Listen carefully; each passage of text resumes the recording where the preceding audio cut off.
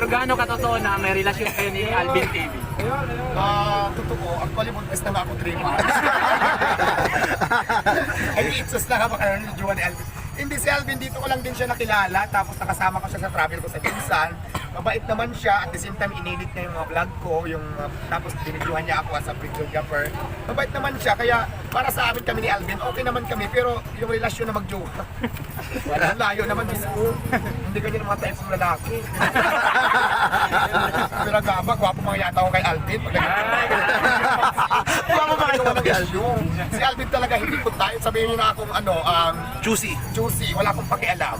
Hindi ganun kay Alvin yung mga tipong lalaki, for your information. Sarin, Kung magiging tunay na babae ka sa isang araw, ano yung gagawin mo?